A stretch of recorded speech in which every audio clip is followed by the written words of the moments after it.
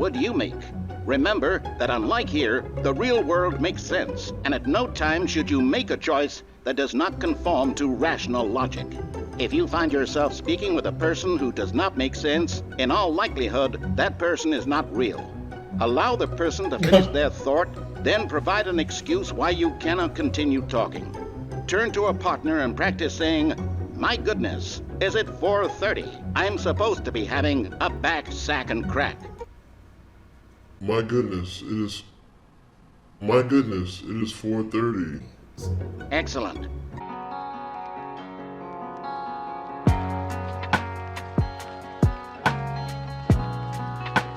Ladies and gentlemen, welcome to the Stanley Parable. Another game I have no idea about right now. I'm just winging it at this point, trying to get videos up. First off, I'm glad you're here. To all my new subs, this is also what I do other than the live stream, so please support these videos as well, because I mean, like, this is what I wanted to do from the jump. But thank you to everybody that's new.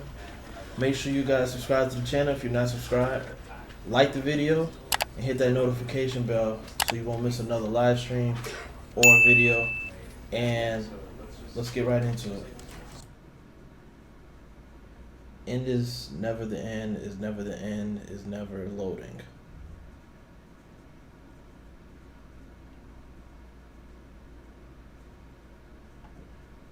Okay. Get ready. This is the story of a man named Stanley. Cool. Stanley worked for a company in a big building where he was employee number 427. Employee number 427's job was simple. He sat at his desk in room 427 and he pushed buttons on a keyboard. Orders came to him through a monitor on his desk, telling him what buttons to push, how long to push them, and in what order.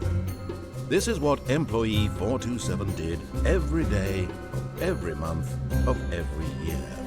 And although others might have considered it soul-winding, Stanley relished every moment that the orders came in, as though he had been made exactly for this job. And Stanley was happy. All right, Stanley. And then one day, something very peculiar happened. Something that would forever change Stanley. Something he would never quite forget. He had been at his desk for nearly an hour when he realized that not one single order had arrived on the monitor for him to follow. No one had showed up to give him instructions, call a meeting, or even say hi. Never in all his years at the company had this happened, this complete isolation. Something was very clearly wrong. Shocked, frozen solid, Stanley found himself unable to move for the longest time. But as he came to his wits and regained his senses, he got up from his desk and stepped out of his office. Damn, Stanley, you move fast as hell. Alright, so, is everybody dead? All of his co-workers were gone. What could it mean? What could it mean? Stanley decided to go to the meeting room. Perhaps he had simply missed a memo. Okay, it's a big office.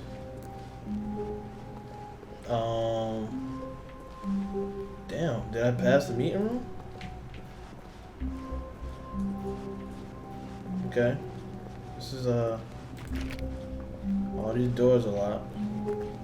This is probably the meeting room right here, right? Of course not, I'm tripping.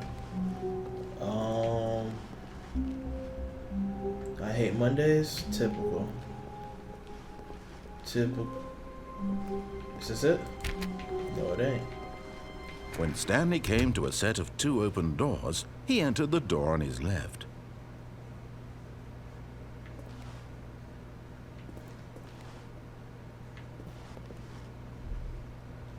Is it gonna be one of those games?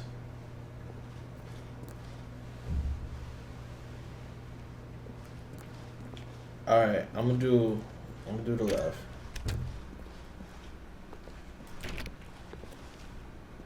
Okay. The boardroom. Yet there was not a single person here either. Feeling a wave of disbelief, alter Stanley without decided to go consulting up to his boss's office, hoping he might find an answer there. Okay. Damn, why you move forward like that? Okay. If they're gonna let me do what I want to do, I want to do it. Using slides to assure employees that everything is okay. Make sure your slide has everyone is unique. You, most of all. Okay. Next slide. Next. No more slides on the slides. Charts and slides. So everybody that's paying attention, rate at which chart on the same slide depicts the same information. So as you guys clearly see at the rate of increase in the grasp.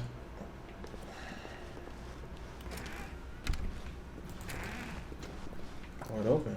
Stanley stepped into the broom closet, but there was nothing here, so he turned around and got back on track.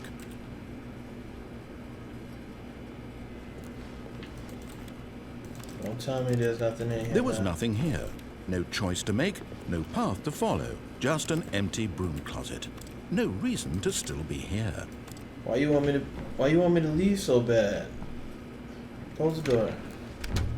It was baffling that Stanley was still just sitting in the broom closet.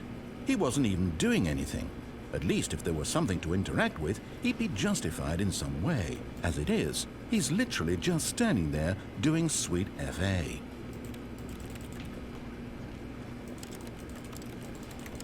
I'm clicking around. Are you really still in the broom closet? Standing around doing nothing? Why? Please offer me some explanation here. I'm genuinely confused. Are you talking to me for real? No, close the door. You do realize there's no choice or anything in here, right? If I'd said Stanley walked past the broom closet, at least you would have had a reason for exploring it to find out. But it didn't even occur to me because literally this closet is of absolutely no significance to the story whatsoever. I never would have thought to mention it. But listen, I shouldn't have been able to walk through. Every other door was... Maybe to you this is somehow its own branching path. Maybe when you go talk about this with your friends, you'll say, "Oh, did you get the broom closet ending? The broom closet ending was my favorite." I hope your friends find this concerning. Okay, that was a little harsh. Stanley was fat and ugly and really stupid. He probably only got the job because of a family connection. That's how stupid he is. That or with drug money. Also, Stanley is addicted to drugs and hookers. Yo! Well, I've come to a very definite conclusion about what's going on right now. You're dead. I'm actually You got to this recording. broom closet, explored it a bit, and were just about to leave because there's nothing here when a physical malady of some sort shut down your central nervous system and you collapsed on the keyboard. Well, in a situation like this, the responsible thing is to alert someone nearby so as to ensure that your body is taken care of before it begins to decompose.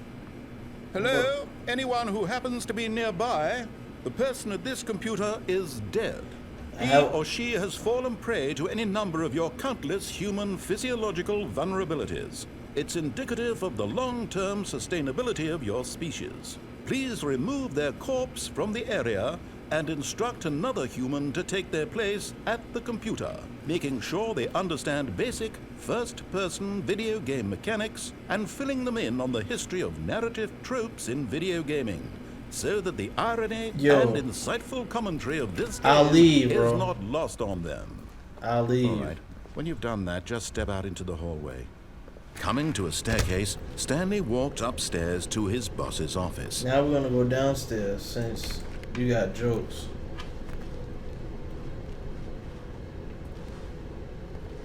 It was dark down here. But Stanley just couldn't do it. He considered the possibility of facing his boss, admitting he had left his post during work hours. He might be fired for that. And in such a competitive economy, why had he taken that risk? All because he believed everyone had vanished. His boss would think he was crazy. For example, why couldn't he see his feet when he looked down? Why did doors close automatically behind him wherever he went? And for that matter, these rooms were starting to look pretty familiar. Were they simply repeating? No, Yeah. Stanley said to himself, this is all too strange. This can't be real. And at last, he came to the conclusion that had been on the tip of his tongue. He just hadn't found the words for it. I'm dreaming, he yelled. This is all a dream. Oh, what a relief Stanley felt to have finally found an answer, an explanation. His co-workers weren't actually gone. He wasn't going to lose his job. He wasn't crazy after all. And he thought to himself, I suppose I'll wake up soon. I'll have to go back to my boring real-life job pushing buttons. I may as well enjoy this while I'm still lucid. So, he imagined himself flying and began to gently float above the ground. What the heck? Then he imagined himself soaring through space on a magical starfield, and it too appeared. It was so much fun, and Stanley marveled that he had still not woken up. How Hey, it's was he dark. remaining so lucid? And then perhaps the strangest question of them all entered Stanley's head. One he was amazed he hadn't asked himself sooner. Why is there a voice in my head dictating everything that I'm doing and thinking? Now the voice was describing itself being considered by Stanley, who found it particularly strange. I'm dreaming about a voice describing me, thinking about how it's describing my thoughts, he thought. And while he thought it all very odd and wondered if this voice spoke to all people in their dreams, the truth was that, of course, this was not a dream. How could it be? Was Stanley simply deceiving himself? Believing that if he's asleep, he doesn't have to take responsibility for himself? Okay. Stanley is as awake right now as he's ever been in his life. No, I'm not. Now, hearing the voice speak these words was quite a shock to Stanley. After all, he knew for certain, beyond a doubt, that this was in fact a dream. Did the voice not see him float and make the magical stars just a moment ago? How else would the voice explain all that? Exactly. This voice was a part of himself too. Surely, if he could just... He would prove it. He would prove that he was in control, that this was a dream. So he closed his eyes gently, and he invited himself to wake up. He felt the cool weight of the blanket on his skin, the press of the mattress on his back, the fresh air of a world outside this one. Let me wake up, he thought to himself. I'm through with this dream. I wish it to be over. Let me go back to my job. Let me continue pushing the buttons. Please, it's all I want. I want my apartment, and my wife, and my job.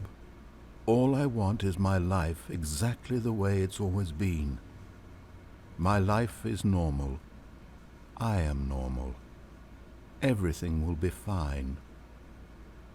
I am okay.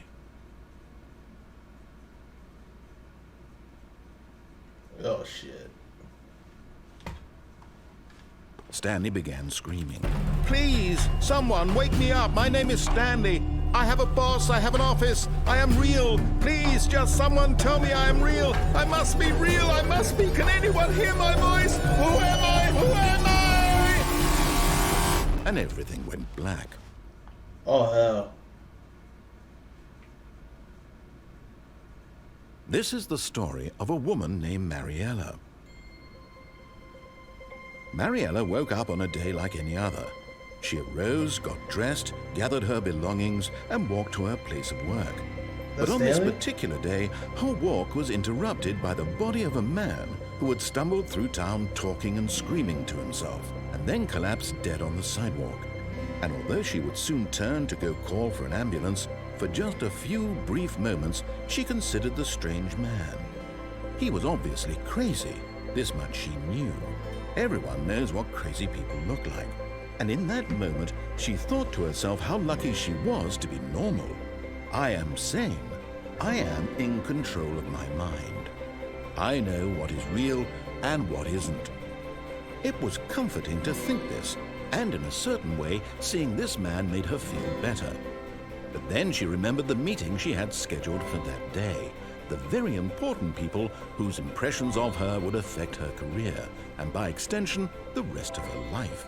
She had no time for this, so it was only a moment that she stood there, staring down at the body. And then she turned and ran.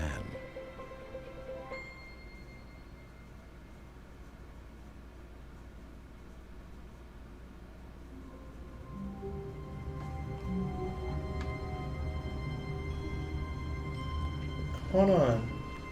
All of his co-workers were gone. What could it mean? Stanley I died decided in to the go to the basement? meeting room. Perhaps he had simply missed a memo. Whoa. When Stanley came to a set of 2 open doors, he entered the door on his left. I'm gonna go to the right this time. This was not the correct way to the meeting room, and Stanley knew it perfectly well. Perhaps he wanted to stop by the employee lounge first, just to admire it. Yeah. Yes, truly a room worth admiring. It had really been worth the detour after all, just to spend a few moments here in this immaculate, beautifully constructed room. But eager to get back to business, Stanley took the first open door on his left. Stanley was so bad at following directions, it's incredible he wasn't fired years ago. Yeah, I'm gonna do what I want. You don't tell me what to do. It's kind of fire. But keep telling me what to do so I won't have to do it. Look, Stanley, I think perhaps we've gotten off on the wrong foot here. I'm not your enemy, really, I'm not. I realize that investing your trust in someone else can be difficult, but the fact is that the story has been about nothing but you all this time. Really? There's someone you've been neglecting, Stanley. Someone you've forgotten about. Please, stop trying to make every decision by yourself. Now, I'm not asking for me, I'm asking for her. If you're talking This is it, about my Stanley. wife, Your chance to redeem yourself, to put your work aside, to let her back into your life. She's been waiting. you better not be talking about my wife. Oh shit. That's her, Stanley. You need to be the one to do this, to reach out to her. If you can truly place your faith in another, then pick up the phone.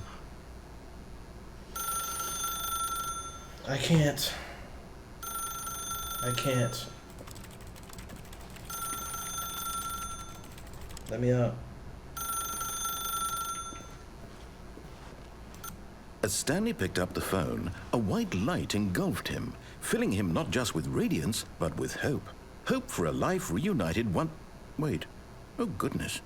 Stanley, did you just unplug the phone? Yes, sir. No, that wasn't supposed to be a choice. How did you do that? You actually chose incorrectly?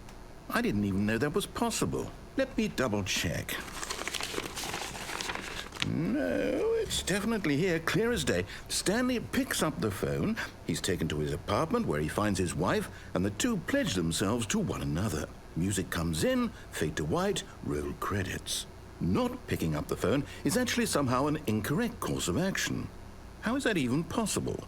None of these decisions were supposed to mean anything. I don't understand. How on earth are you making meaningful choices? What did you... Wait a second. Did I just see... No, that's not possible. I can't believe it.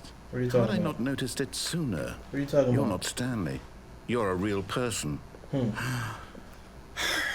I can't believe I was so mistaken. This is why you've been able to make correct and incorrect choices. And to think I've been letting you run around in this game for so long. If you'd made any more wrong choices, you might have negated it entirely. It's as though you completely ignored even the most basic safety protocol for real-world decision-making. Or did you not grasp the severity of the situation? Well, I won't have that kind of risk on my watch. I'm going to stop the game for a moment so we can educate you properly on safe decision-making in the real world. No. Please observe this Do not. helpful instructional Do video. not. Choice. It's the best part of being a real person. But if used incorrectly, can also be the most dangerous.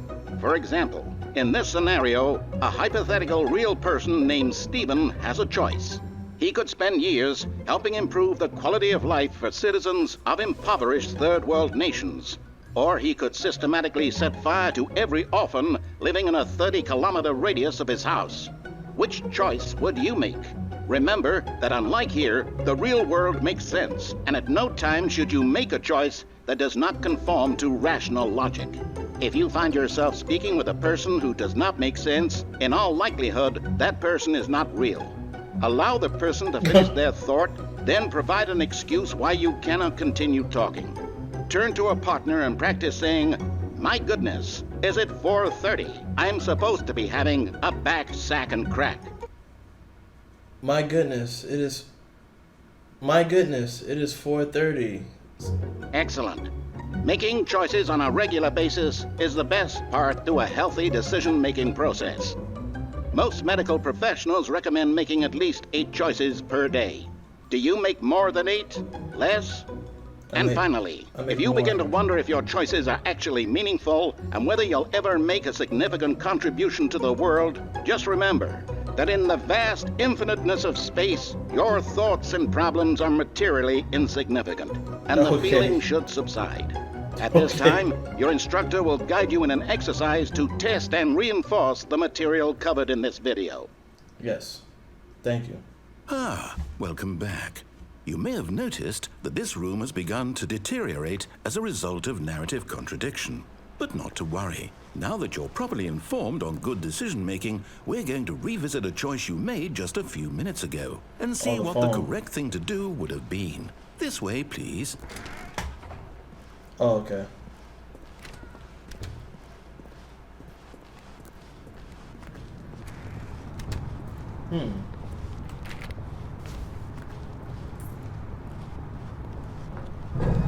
Now that we know your choices are meaningful, we can't have you jumping off the platform and dying. Imagine the main character dying senselessly halfway through the story. That story would make no sense at all. We just need to get you home as soon as possible before the narrative contradiction gets any worse. Unfortunately, it seems this place is not well equipped to deal with reality. Thank you. Thank you. Oh, I'm about to say, what door open?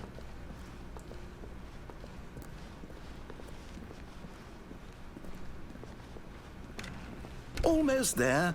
You'll take the door on the left, back to the correct ending, the story will have resolution once again, and you'll be home free in the real world. Bet. My apologies earlier. I just didn't know. Now remember, all you need to do is behave exactly as Stanley would. That means choosing responsibly and always putting the story first. I'm quite sure you'll be up to the task. Just follow my lead and you'll be fine. Gotcha. All right. When Stanley came to a set of 2 open doors, he entered the door on his left.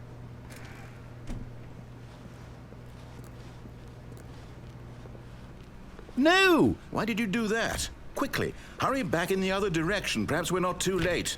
Okay, I'm sorry.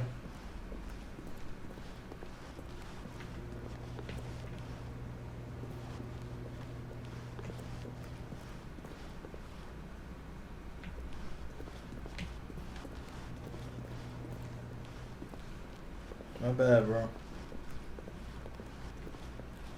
My fault, bro. Oh, it's ruined. I can't believe, after everything we talked about, that my story, you've destroyed my work. I'm sorry. Why? For what? I'm sorry. What did you get out of that? What did you think was so special about seeing the game undone, left here like so much garbage? It's worthless now. And what am I supposed to do? Even if there were a way to continue, would it be worth it? To know that my story is now incorrect? How can I go back to that?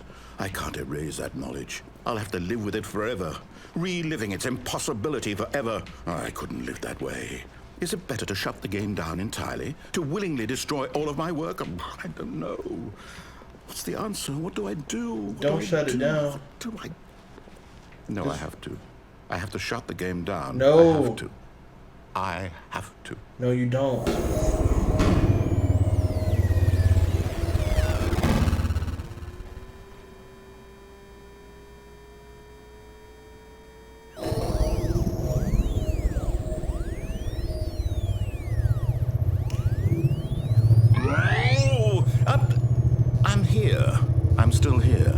here in this pile of rubbish. With you, who thought you were so clever. Now look where we are. My entire game is destroyed. It was the only thing in the world that was mine, and you run it into the ground. What, did you think that would be funny? No. You just had to see? Yes. Didn't I impress upon you how important it was to be like Stanley? He actually knows how to do what I tell him to. He understands that if I say to do something, there's a damn good reason for it. But I'm not. That thought hadn't even occurred to you, had it? That there's a world outside of you? You're a child. Okay, now, watch your mouth. Oh, my story. If you'd just gone through the door on the left, you would have seen it. There was a whole underground facility. You would have destroyed it and been victorious. It would have been so perfect. I worked so hard on it. I tried so hard. Behave exactly as Stanley would. That means choosing responsibly and always putting the story first. I'm quite sure you'll be up to the task. Just follow my lead and you'll be fine. All right. When Stanley came to a set of 2 open doors, he entered the door on his left. Okay, for real this time. Psych. What is on his right side? No! Why did you do that? Quickly, hurry. Behave exactly as Stanley would. That means choosing responsibly and always putting the story first. I'm quite sure you'll be up to the task. Just follow my lead and you'll be fine. All right. When Stanley came to a set of 2 open doors, he entered the door on his left. Going on right again. No! Why did you do that? Quickly, hurry.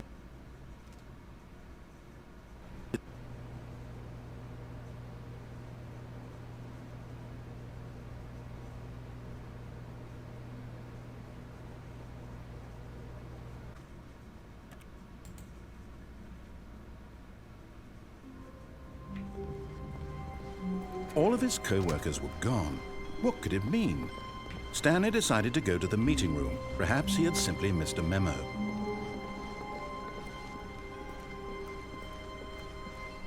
When Stanley came to a set of 2 open doors, he entered the door on his left.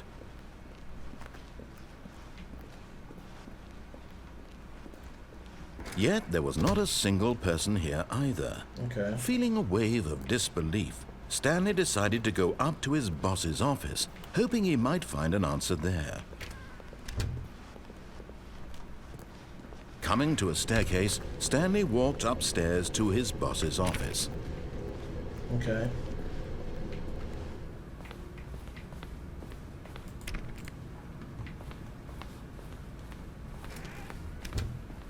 There's no secretary. Stepping into his manager's office, Stanley was once again stunned to discover not an indication of any human life. Shocked, unraveled, Stanley wondered in disbelief who orchestrated this. What dark secret was being held from him? What he could not have known was that the keypad behind the boss's desk guarded the terrible truth that his boss had been keeping from him. And so the boss had assigned it an extra secret PIN number, 2845. But of course, Stanley couldn't possibly have known this.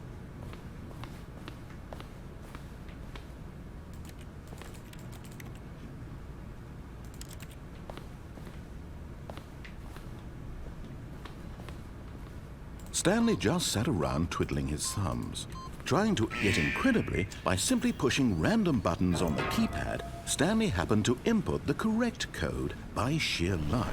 Amazing. He stepped into the newly opened passageway. Oh, I didn't even see that.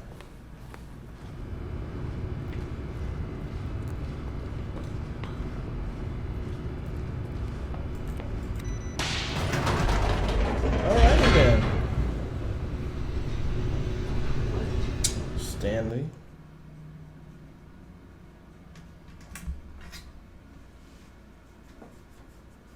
Descending deeper into the building, Stanley realized he felt a bit peculiar.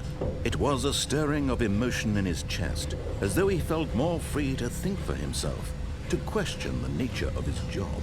Why did he feel this now, when for years it had never occurred to him? this question would not go unanswered for long. Excuse me. Stanley walked straight ahead through the large door that read Mind Control Facility.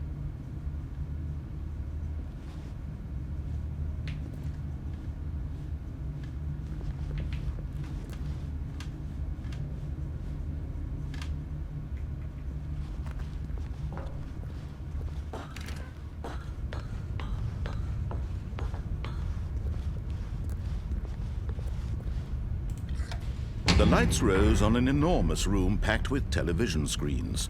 What horrible secret did this place hold? Stanley thought to himself. Did he have the strength to find out? I guess we're going to.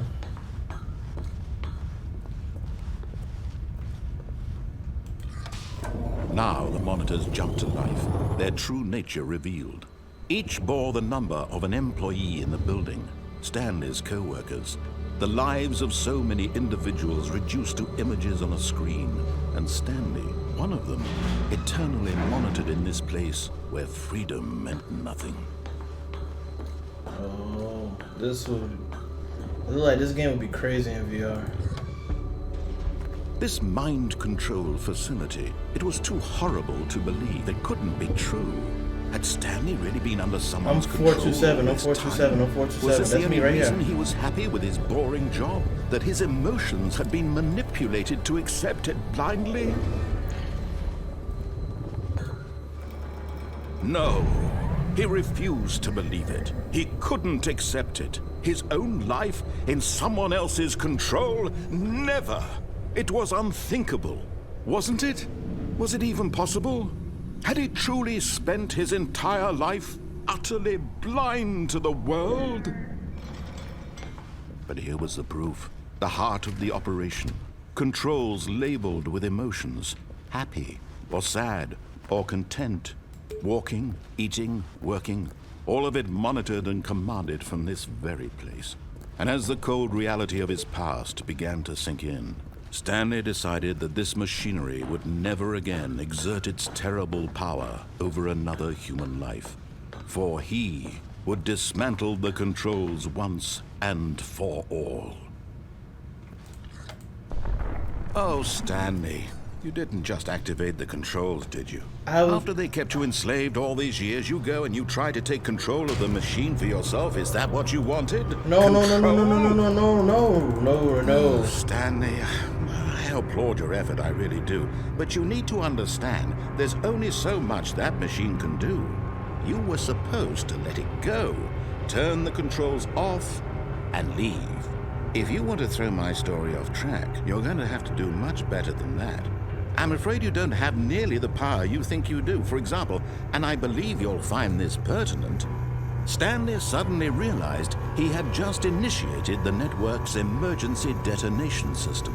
In the event that this machine is activated without proper DNA identification, nuclear detonators are set to explode, eliminating the entire complex. How long until detonation then? Let's say 2 minutes. Now this is making things a little more fun, isn't it, Stanley? It's your time to shine. You are the star. It's your story now. Shape it to your heart's desires. Oh, this is much better than what I had in mind. What a shame we have so little time left to enjoy it. Mere moments until the bomb goes off. But what precious moments each moment is.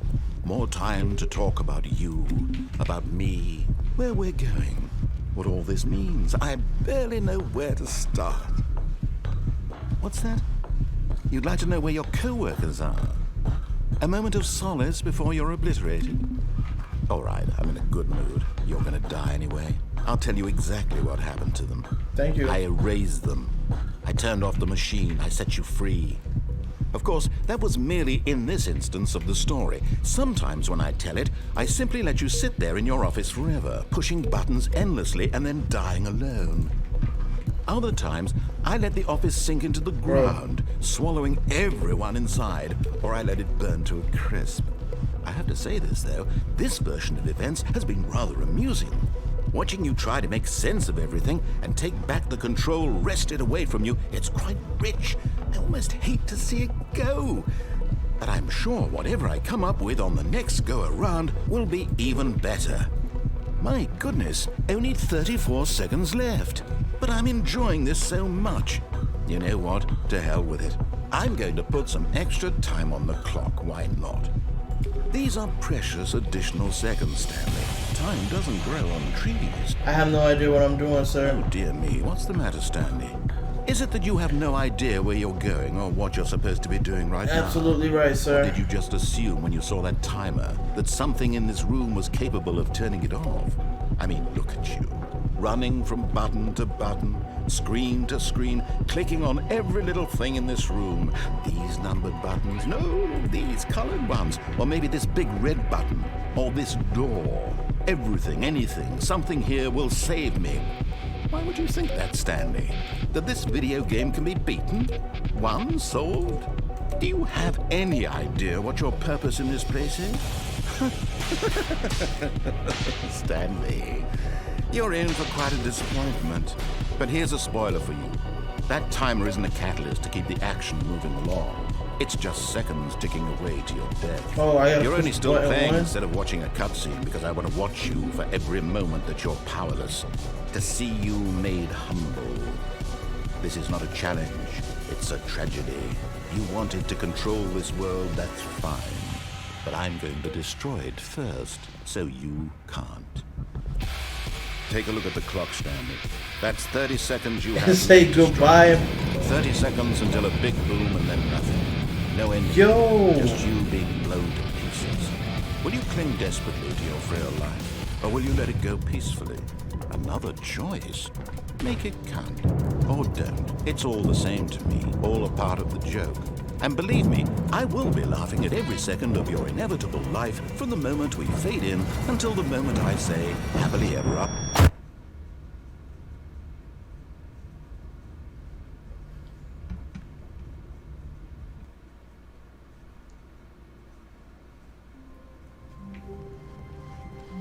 Someone was following Stanley. He was sure of it. If he checked over his shoulder now, he would surely catch them. It was only a matter of time.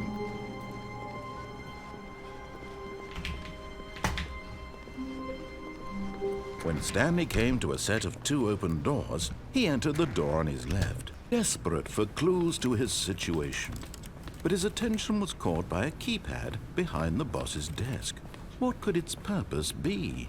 In fact, this keypad guarded the terrible secret that lay buried below his feet. Stanley was in such a rush to get through the story as quickly as possible, he didn't even have a single minute to just let the narrator talk. That kind of anxiety isn't healthy, so he relaxed for a few moments with some calming New Age music. My bad. Yeah, this game is fire.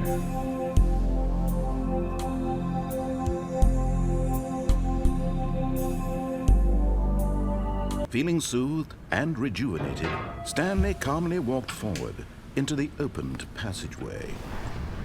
But here was the proof, the heart of the operation. Controls labeled with emotions, happy or sad or content. Walking, eating, working, all of it monitored and commanded from this very place. And as the cold reality of his past began to sink in, Stanley decided that this machinery would never again.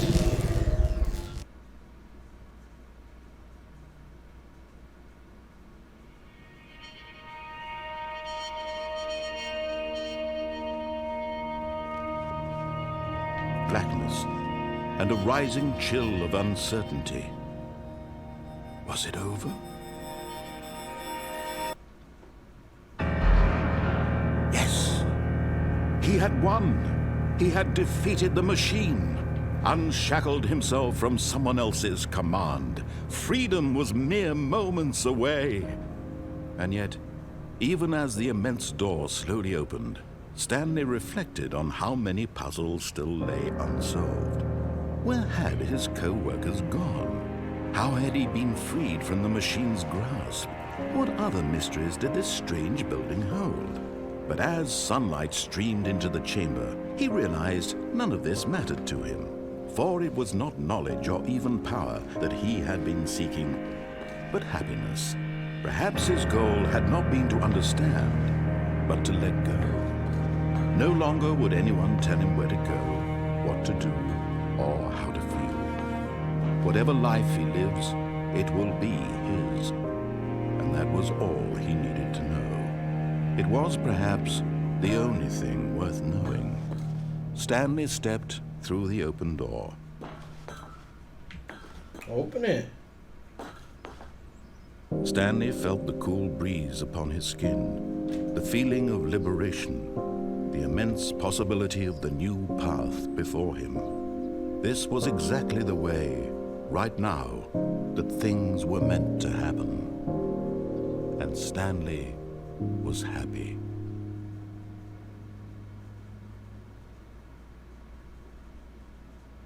Head through the large door that read Mind Control Facility. Go into the escape. Although this passageway had the word escape written on it, the truth was that at the end of this hall, Stanley would meet his violent death. You're capping. The door behind him was not shut. Stanley still had every opportunity to turn around and get back on track. Okay, but we're gonna go down here. At this point, Stanley was making a conscious, concerted effort to walk forward and willingly confront his death. Cool.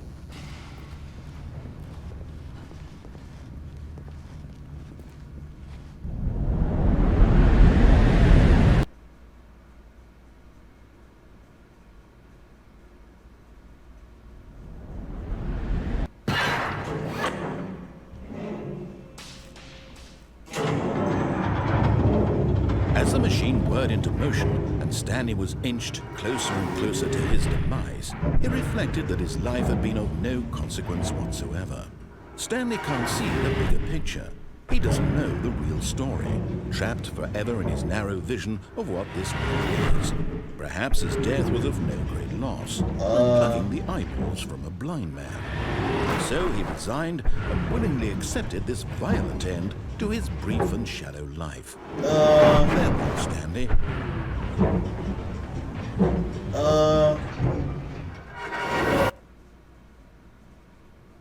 Farewell, Stanley, cried the narrator, as Stanley was led helplessly into the enormous metal jaws. In a single visceral instant, Stanley was obliterated as the machine crushed every bone in his body, killing him instantly.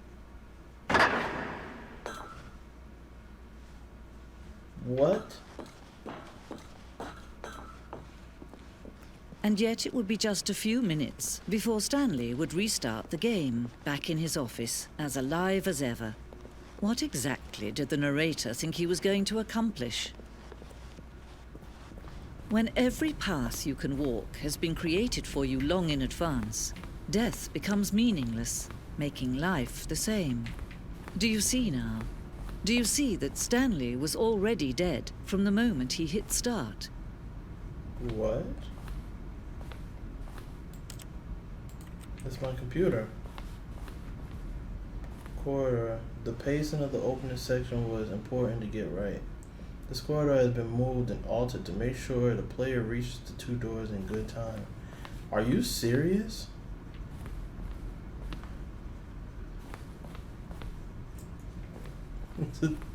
Yo! The two doors was the very first concrete piece of the Stanley Parable design. Once this room was created, the rest of the game emerged as an extension. Alright, let's get out of here.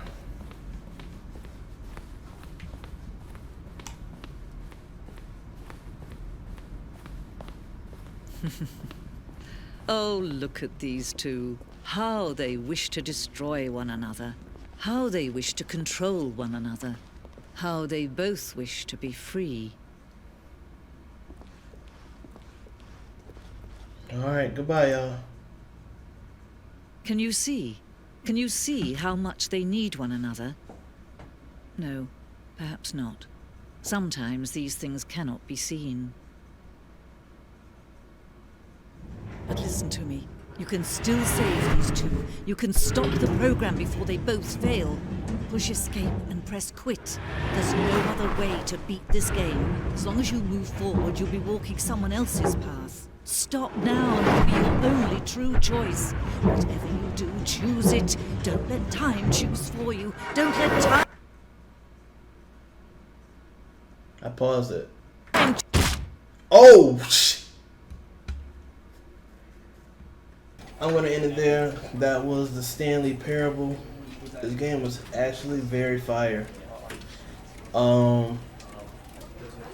Great story. Very entertaining. Rating 4 out of 5 for an indie game. 4 out of 5.